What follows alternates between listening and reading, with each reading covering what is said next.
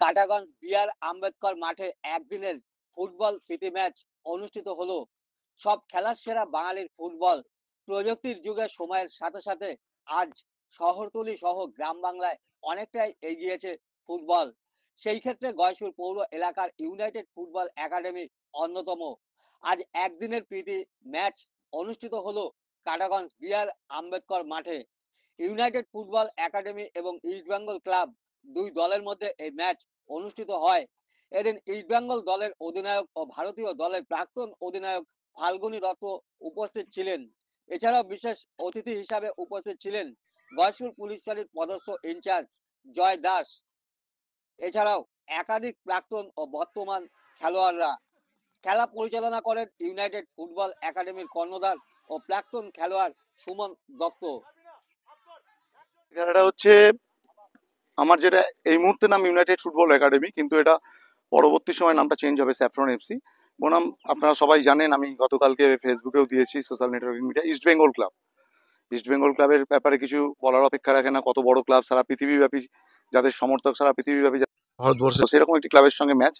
এবং আমার একাডেমিতে ম্যাক্সিমামই সব এলাকার ছেলে যারা আছে, যারা প্র্যাকটিস করে, তাদের মধ্যে একটু বন্ধুত্বপূর্ণ প্রীতি ম্যাচ আয়োজন করা হয়েছে। মূলত সেরকম নয় বিষয়টা। তখন আমরা যখন খেলতাম তখন পরিবেশ ছিল অন্যরকম, এখন পরিবেশ হয়েছে অন্যরকম। হ্যাঁ, তখন খেলার মধ্যে, মাঠের মধ্যে লোক আসতো, ক্রেজটা বেশি ছিল। বাট আমরাও হয়তো একটু দেরিতেই প্রচারটা করেছি। অনেক মানুষ জানে, আসছেন মাঠে, তারাও আসবে।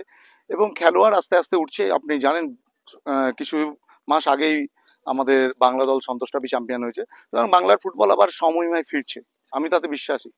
ফুটবলের কোনো চেঞ্জ নেই, কিন্তু সেই আমলেতে আমাদের সময় বলে এখন লাগবে যে আমাদের সময় এখনকার সময় ডিফারেন্স কি।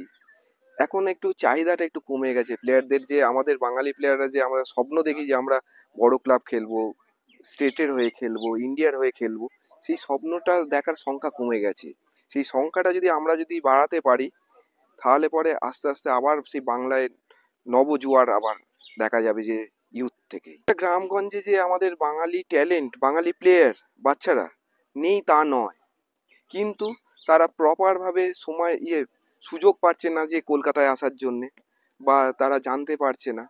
সেই সুযোগ সুবিধাটা যদি করে দেওয়া যায়, বা তারা যদি ঠিক টাইমে ইনফরমেশন পায় যে ইস্ট বেঙ্গল, মোহনবাগান বা তথাকথিত আরো যে সমস্ত ক্লাবগুলো খেলছে, এই লেভেল আই লিগ খেলছে যেগুলো, সেগুলোই তারা অপরচুনিটি পাবে। এসে ট্রায়াল দিলে পরে তারা নিশ্চয়ই সেখান থেকে ছেলে পাওয়া যাবে, এটা আমি আশাবাদ।